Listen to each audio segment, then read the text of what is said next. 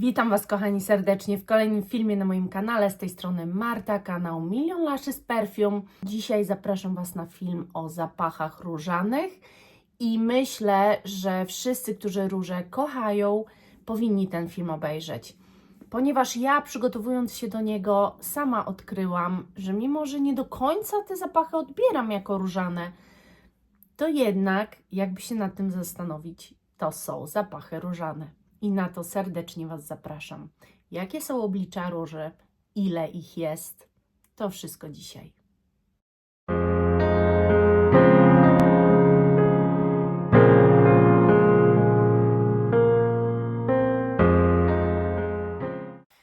Wybrałam chyba wszystkie zapachy stricte różane. Ja w większości zapachów róże posiadam, tylko że róża, podobnie jak tuberoza i podobnie jak też wiele innych kwiatów, niekoniecznie są zawsze po to, żeby być zapachem różanym. Po prostu oddają pewną formę kwiatowości, fajnie przełamują zapach, bądź po prostu dodają intensywności. Wydaje mi się, że róża jest takim kwiatem, który faktycznie potrafi fajnie zbudować intensywność zapachu. Ja dzisiaj Wam oprócz tego, że pokażę zapachy dla mnie stricte różane, to też i różne jej odsłony, to też pokażę Wam coś, co ja na przykład nie odbieram do końca jako zapach różany, ale takimi są i to trzeba oddać. Zacznę może opowieść o róży właśnie od zapachu, który kompletnie mi się z tym nie kojarzy, który raczej ja odbieram jako owocowy, taki kwaśny zapach, może lekko goryczkowy. No właśnie. Chodzi o Chanel Chance au Tendre. Słuchajcie, ja po prostu potrzebuję czasami naprawdę się w coś wczuć, bo ja inaczej odbieram globalnie zapach, a inaczej kiedy studiuję jego nuty. I tu, kiedy zaczęłam to lepiej studiować, to faktycznie jest to zapach różany. Jest to zapach różano-cytrusowy, tak dokładnie. I kiedy naprawdę się wczuję w ten zapach i kiedy tak naprawdę zaczynam go wąchać pod tym kątem, żeby dowiedzieć się jak najwięcej, to zdecydowanie jest to zapach różany. Jest tu podana róża na sposób troszeczkę mydełkowy. Tylko że przez to, że to jest dla mnie zapach różano-cytrusowy, te cytrusy mocno czuć, one właśnie są takie kwaśne, takie wiecie, to ta mydlaność nie jest tu, nie dochodzi tak do głosu. Ją się po prostu gdzieś tam w tle odrobinę wyczuwa. Ale faktycznie jest to przedstawiciel zapachu różanego. I jeżeli ktoś, tak jak ja zawsze twierdził, że różanych zapachów nie lubi i go odstraszają, to proszę bardzo, to jest przykład zapachu, który niewiele osób raczej odstrasza. Raczej wszyscy go odbieracie jako taki owocowy, letniaczek.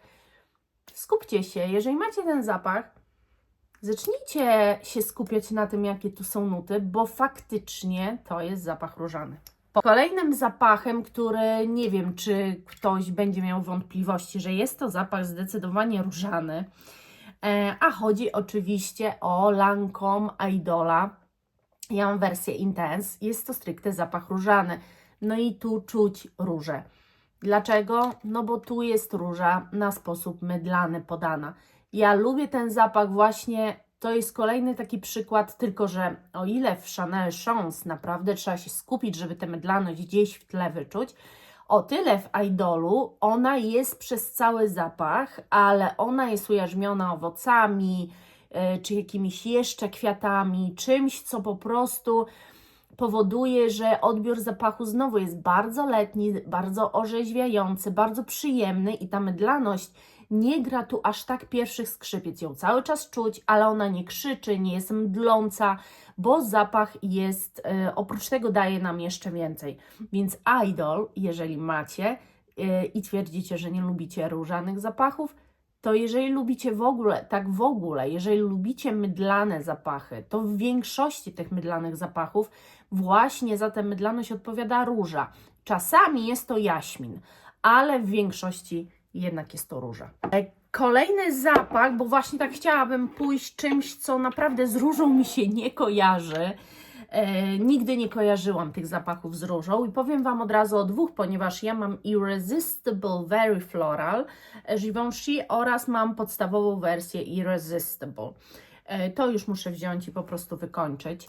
I to są dla mnie, zawsze mówiłam, takie zapachy strasznie mocno kobiece. I powiem Wam szczerze, róża taka jest, po prostu. Dlaczego ja nigdy nie opowiadałam Wam o nich w kontekście właśnie róży? Bo dla mnie to są ogólnie kwiatowe zapachy, bardzo mocno kwiatowe zapachy. Tu róża nie jest mydlana, tutaj róża też nie jest słodka. Też róża nie występuje jako dżemowa czy jakaś woda różana. Tutaj róża po prostu jest w obecności też innych kwiatów, ale jest kwiatowa. Jest po prostu taka, jaką możemy sobie wyobrazić w ogrodzie, jaki możemy sobie wyczuć zapach. Jest bardzo czymś kobiecym, subtelnym, delikatnym, wręcz moim zdaniem właśnie takim mlecznym. To są jedne z zapachów, które jak mam ochotę pobyć taką 100% kobietą, to na pewno myślę o nich. I zawsze w tym kontekście Wam o nich opowiadałam. Bardzo doceniam te kompozycje, obie. I za parametry, i za to, jakie po prostu są, jak bardzo są kobiece i piękne. I to są zapachy różane. I tu Wam pokazuję, że róża może mieć też oblicze po prostu pięknego kwiatu. Przejdźmy teraz do tego, co wiemy, że jest różane i to zdecydowanie Penhaligon's The Favorite. Tutaj raczej nie ma żadnych wątpliwości. To jest róża zmiksowana. Dla mnie to jest troszeczkę posłodzona róża z dodatkiem takiej róży mydlanej delikatnie. Natomiast to nie jest mydlaność ani Zaidola, ani to, co gdzieś tam w tle wyczuwam w Chanel Chance, dlatego że to jest taka mydlaność bardziej luksusowa, czyli powiedzmy jakiegoś niebywałego kremu, albo być może jakiegoś balsamu do ciała, który gdzieś ma właśnie różę w składzie. To jest coś bardzo takiego subtelnego, nie krzyczącego, ale jak go wąchacie, wiecie, że wąchacie różę i tu jakby nie ma wątpliwości. Ja tu oprócz tego jeszcze wyczułam jakieś niuanse owocowe, coś takiego frywolnego. To jest w ogóle zapach dosyć frywolny i wręcz powiem Wam, że gdybym chciała kogoś do róży przekonać, ale mówię o osobie młodej, która róży nie rozumie, ale chciałabym ją do róży przekonać, to zaczęłabym od tego zapachu, od Penhaligonsa, dlatego że on moim zdaniem niewielu osobom się nie spodoba, dlatego że tu jest wszystko podane w sposób subtelny, nie krzyczący i nie mdlący i nie taki przeszkadzający i też nie vintage'owy, co może być kluczem. Nastoletnie dziewczyny mogłyby się z tym zapachem polubić i mogłyby nawet pokochać dzięki niemu różę. A teraz Wam powiem o czymś, co łączy dwa moje ukochane światy.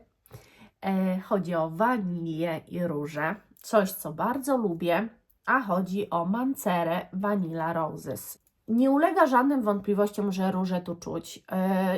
Z tym, że na ogół jak mamy różę dżemową, to ta róża dżemowa, jakby poczucie mamy, że jest posłodzona jakimś cukrem. Dlatego wybrzmiewa nam dżemowo. Moim zdaniem to jest świetne połączenie właśnie róży z wanilią. To troszeczkę brzmi gdzieś tam w tle gourmandowo, ale nie dżemowo. Ponieważ dżemowość mi na przykład kojarzy się z raczej dosłodzeniem cukrem róży, niekoniecznie wanilią. Wanilia jest niebywale aromatyczna, jest też na ogół pozyskiwana naturalnie, na ogół nie tworzy się syntetyków waniliowych i właśnie dlatego ja na przykład podejrzewam, że tak lubię się z wanilią, że właśnie czasami w niektórych zapachach syntetyczność mi przeszkadza. A jak wiem, że jest w niej wanilia, to ta wanilia, mam wrażenie, że tak właśnie tę syntetyczność załagadza albo może nawet węchowo ją likwiduje. To jest niebywałe zestawienie, przepiękne. Jeżeli ktoś jeszcze nie zna Mancery Roses Vanille, to polecam, a kocha się z wanilią, a nie lubi się z różą, to mogę z pełną świadomością powiedzieć, że moim zdaniem to też jest zapach, który spowoduje, że się zaczniecie powoli do tej róży przekonywać. A jeżeli ktoś kocha różę, ale już ma takiej tej właśnie standardowej róży w zapachach za dużo i chciałby czegoś troszkę innego, dziwnego, może połączenia, może nie dziwnego, ale takiego bardziej gourmandowego, nadal chce czuć jednak różę, to przepiękny zapach, naprawdę fantastyczny. Moja kolejna propozycja różana, mój kolejny zapach w mojej kolekcji, który jest różany, który zapoczątkował moją miłość do róży i dziwnie mi się o tym mówi w kontekście, kiedy mówię Wam, że Chanel Chance jest różany, a tak naprawdę to był pierwszy mój zapach, nawet zanim odkryłam Givenchy Irresistible, to był pierwszy zapach, który ja w ogóle posiadałam w swojej kolekcji. Właśnie to było Coco Mademoiselle, od Chanel w ogóle zaczęłam, bardzo chciałam i jak nie tylko było stać, to właśnie to wylądowało w mojej kolekcji, także w ogóle ten zapach, muszę Wam powiedzieć, że jest z 2000 chyba 19 roku, także ma już swoje lata i też już domaga się wykończenia, bo to chyba raczej nie ma co. W każdym razie jednak trzymam się tego, że to ten zapach zapoczątkował moją miłość do róży, bo tak jak mówię, skoro nie odbierałam tego jako różany, to ciężko mówić o zapoczątkowaniu miłości do róży. Natomiast myślę, że nikogo nie zdziwi, że Atelier des Ors Villa Primrose to jest właśnie coś, co rozbudziło apetyt na róże, co spowodowało, że zaczęłam się takimi zapachami w ogóle interesować i najważniejsze, ten zapach mnie oswoił z różą i pokazał mi, że mam nie bać się tego, mam próbować, mam testować, mam zacząć się rozkochiwać w tym. Naprawdę to wszystko jest zasługa tego zapachu, ponieważ ja byłam pewna, że ja takiej dżemowej róży, że ja nie lubię właśnie róży dlatego, że tak, nie lubię tej mydlaności w zapachach, nie lubię zapachu wody różanej i nie lubiłam nigdy pączków z różą. I dlatego pomyślałam, że no to nie ma szans, żebym się pokochała w ogóle z tym całym zapachem różanym, no bo to są 3 formy róży, które jakby ja nie akceptuję. Natomiast przychodzi pewien czas, kiedy jest taki bęc i kiedy dostajecie po łbie, że się raptem z tym zapachem kochacie. To jest też mnie przeniesienie do pewnych wspomnień. Podróżuję poprzez te zapachy, podróżuję w wiele miejsc, w wiele sytuacji, i to jest coś, co po prostu daje mi taki fajny też kontakt z moją mamą na przykład. Ona mi się jednak z różą bardzo kojarzyła, z dziką różą bardzo mi się kojarzyła, robiła różne rzeczy z dzikiej róży, to pamiętam też ten zapach i to wszystko właśnie teraz mnie do tego przenosi. I powiem Wam szczerze, że to jest taka... Ja myślałam, że to jest słodka róża, ale jak Wam będę dalej opowiadała o naprawdę słodkiej róży, to się nie umywa do tego, natomiast jest to przepiękna kompozycja. Kolejny zapach to jest stosunkowo nowy w mojej kolekcji, a chodzi o Doucité La Décor de Siam. To jest typowo różany zapach i jego otwarcie jest po prostu jakieś niesamowite, dlatego że otwarcie tego zapachu to jest jakby jakaś taka pieprzność, bardziej taka trochę może nawet w męską stronę idąca. Otwarcie jest przecudowne, przynosi mnie w jakieś takie nieznane rejony i kompletnie nie spodziewacie się tego, co za chwilę ma nastąpić, czyli ta właśnie różaność, bo zapach po ułożeniu się jest stricte zapachem różanym i on nie jest za słodki, to jest bardziej coś w kierunku już wody różanej, ale nie jest mydlany, absolutnie nie jest mydlany, Więc jeżeli z kolei ktoś nie lubi tych mydlanych, ale lubi zapach wody różanej z odrobiną czegoś więcej, właśnie może delikatnego gdzieś w tle pieprzu, w każdym razie, gdyby ten zapach miał lepsze parametry, bo on nie ma złych, on tak na mnie się utrzymuje 5 godzin, ale jak na zapach różany to jest krótko, bo generalnie wszystkie zapachy, o których Wam mówią, to są tytany trwałości. One trwają i trwają na skórze. Róża mi się właśnie przez te moje zapachy z tym kojarzy, że jak chcę jakiś taki bardzo trwały zapach, to te różane dadzą mi to na pewno. To jest jedyny taki zapach w mojej kolekcji, który no nie do końca, bo te 5 godzin, no to nie jest jakiś wyczyn. Natomiast to jest naprawdę przepiękny, elegancki zapach. Nie najelegantszy, mam elegantsze, ale to jest bardzo, bardzo ładny zapach, który Wam po prostu da świeżość, bo on jest dosyć świeżym zapachem. Gdybym natomiast chciała Wam powiedzieć o jeszcze jakimś zapachu różanym, ale właśnie pokazanym jako taka mydełkowa postać, no to musiałabym wspomnieć o Lancôme właśnie Rose or Die. Generalnie ten zapach, tak, jest tu jakaś mydełkowość, ale jest tu jeszcze coś więcej. Oprócz tego, taki ogólny wydźwięk noszenia tego zapachu to jest bardziej, słuchajcie, jak taki właśnie też luksusowy krem do ciała, ale ja muszę powiedzieć, że wyczuwam tu pewną słodkość, która bardzo dobrze robi temu zapachowi. To nie jest zapach świeży, mimo że jest mydlany, tylko bardziej też nie jakiś gurmondowy, ale bardziej idący w stronę czegoś smakowitego, czegoś takiego pyszniejszego.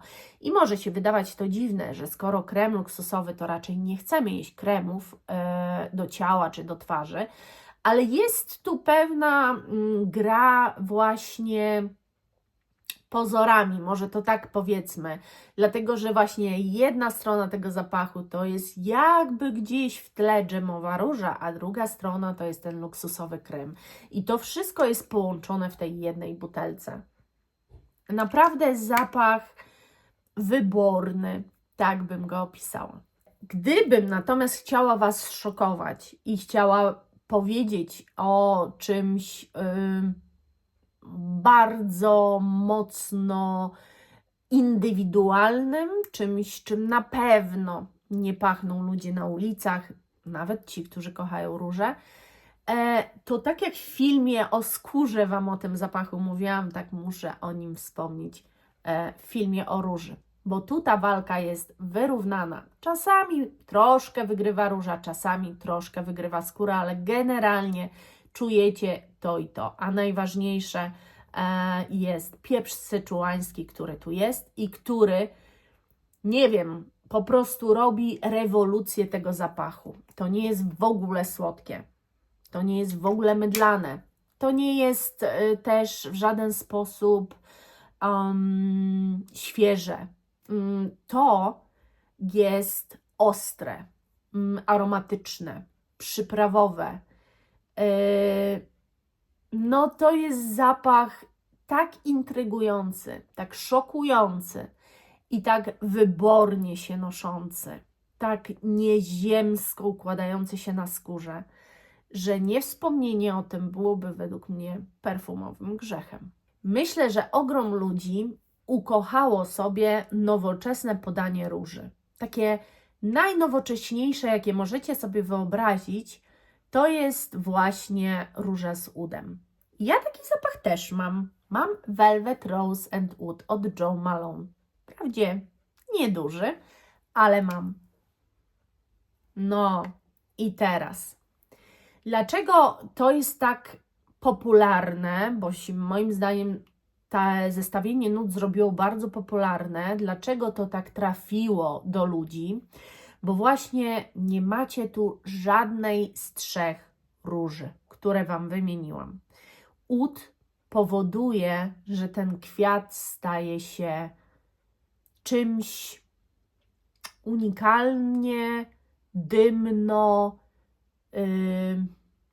mocnym I właśnie nie ostrym, nie przyprawowym, a takim dymnym i mocnym, charakternym.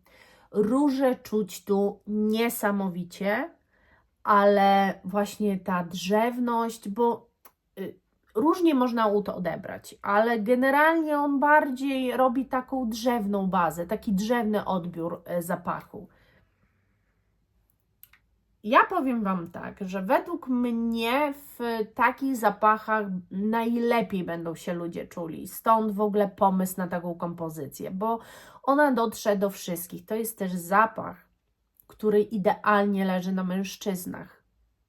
To jest świetne zestawienie uniseksowe, a ponieważ też wszystko poszło w tę stronę uniseksową, raczej są teraz tworzone zapachy dla obu płci, czyli bez płci, to ten pomysł na róże jest czymś, co mogą nosić i mężczyźni, i kobiety. Bo powiem Wam szczerze, że to, co do tej pory Wam wymieniłam, to oprócz Frederica Malle, który 100% może nosić mężczyzn, i powiem, że ten zapach przez kobiety będzie odbierany jako zapach bardziej męski niż damski, to cała reszta, o której Wam mówię, jest stricte zapachami damskimi. To są raczej zapachy, które strasznie są skobiecone i bardzo z kobietą się kojarzą. Natomiast to jest po prostu propozycja dla każdego. Fenomenalne połączenie, moim zdaniem intrygujące. Ta róża jest trochę bardziej balsamiczna, jest taka bardziej ułożona i bardziej ujarzmiona i ud robi dla niej coś naprawdę niebywałego. Teraz znowu Frederic Malle. Nie chciałam od razu o tym zapachu mówić, bo chciałam, żebyście się pozastanawiali, ale halo, dlaczego ona mówi o Frederic Malle Rose and Queer, a nie mówi o Portrait of a Lady, najbardziej różanej kompozycji? A otóż dlatego, że właśnie najbardziej znanej, wszyscy wiedzą, co to jest Portrait of a Lady, wszyscy znają Portrait of a Lady. No i właśnie Frederic Malle to umie. Dlaczego? Bo to jest też jedna z bardziej wyjątkowych róży. To nie jest róża ani mydlana, ani dżemowa, ani woda różana. Coś po prostu przepięknego dla kogoś, kto się z różą nie lubi, bo to jest w ogóle też zapach, który ja miałam przed Atelier des Ors. Tylko żebyście zrozumieli mnie, właśnie przez to, że ja różę odbierałam na te 3 sposoby, z tym mi się kojarzyła róża, to jeżeli dostawałam inną różę, nie do końca ją do tego składu różanego brałam. I wiedziałam, że Portrait of a Lady jest zapachem różanym, natomiast też wiedziałam, że no to nie jest ta róża, którą ja znam, której nie lubię. Ten zapach ja bym uznała jako różany, korzenny albo aromatyczny, ponieważ tu róża jest ujarzmiona jakąś albo przyprawowością, albo właśnie czymś aromatycznym, co kompletnie zmienia charakter zapachu. Dla mnie no tak niebywale skomponowany i wymyślony zapach. On jest z jednej strony ostry, ale później jak się ułoży, jest tak niesamowicie grający na skórze, właśnie i z cytrusowością. Cały czas mam wrażenie, że nawet ta cytrusowość to jest tak podana w sposób aromatyczny. Przepiękny, różany zapach. No a teraz będzie o 3 zapachach stricte różanych, słuchajcie. I 2 to są totalne nowości tak naprawdę, ale wszystkie już noszone.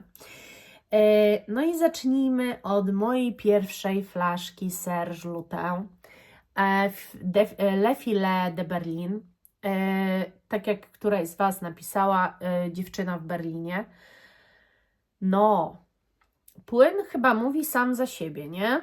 Jest bardzo czerwony i wszystkie te propozycje, które teraz Wam podam, to są takie czerwone. I teraz to jest róża kompotowa. Ona nie jest przesłodzona, ona jest troszkę dosłodzona. Na mnie wyczuwa się pewną słodycz, w korku już nie tak bardzo, ale na mnie się dosyć wysładza. Natomiast wciąż ujęłabym to jako kompot.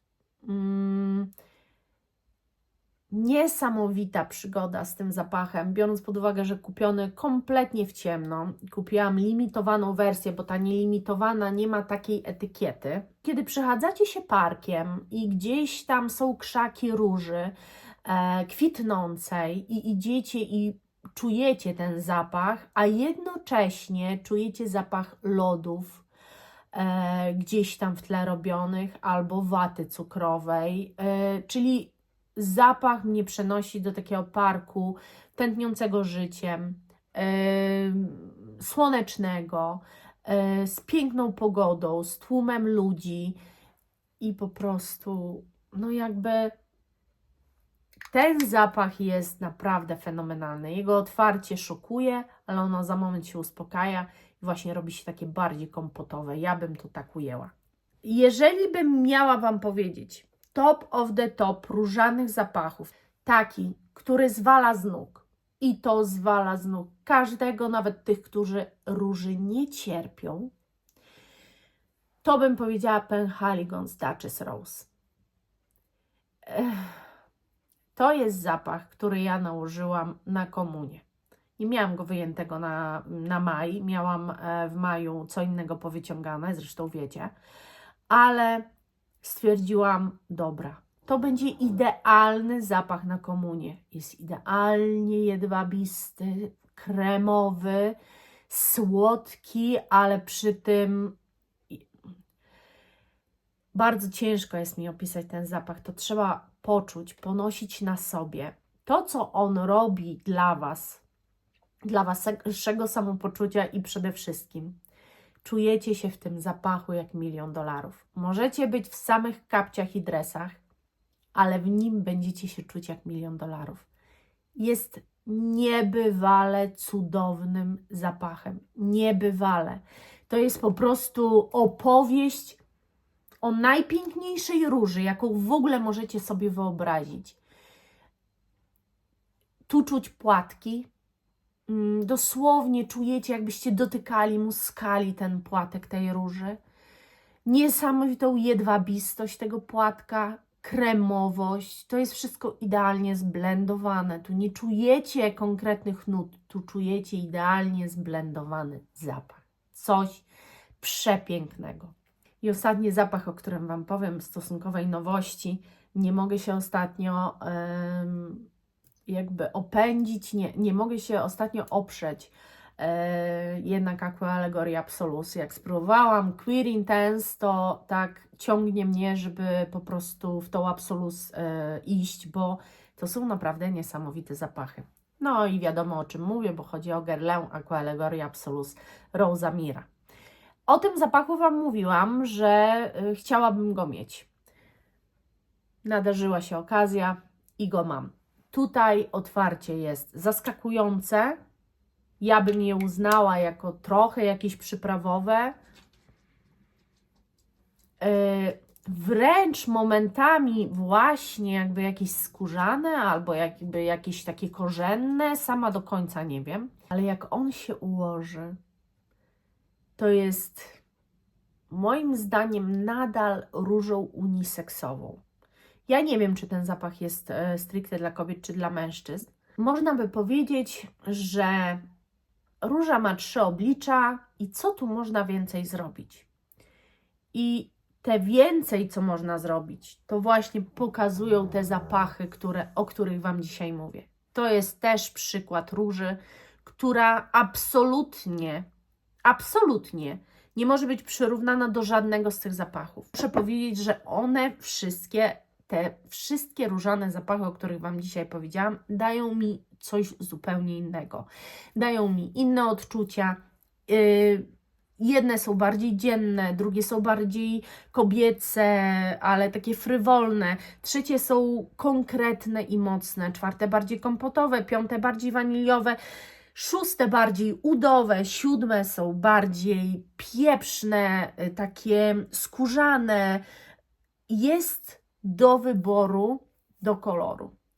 Moim zdaniem, jeżeli już pokochacie róże, to też będziecie mieli ogrom możliwości, ponieważ różanych zapachów jest naprawdę multum. I nie mówię o takich zapachach, bo takich zapachów mam jeszcze więcej, w których w ogóle róża występuje, ale mówię o takim odbiorze stricte, o tym, co wyczuwacie, że czujecie tę różę, ale ona może być podana naprawdę na wiele, wiele sposobów i w przepiękny sposób. Ja mam nadzieję, że film Wam się podobał, że podzielicie się swoimi perełkami różanymi i kiedy Wasza miłość się do tej nuty rozpoczęła, czy w ogóle rozpoczęła, czy jesteście na tym etapie, bardzo mnie to ciekawi, podzielcie się. Ja za dzisiaj serdecznie dziękuję i do zobaczenia, kochani. Buziaczki. Pa!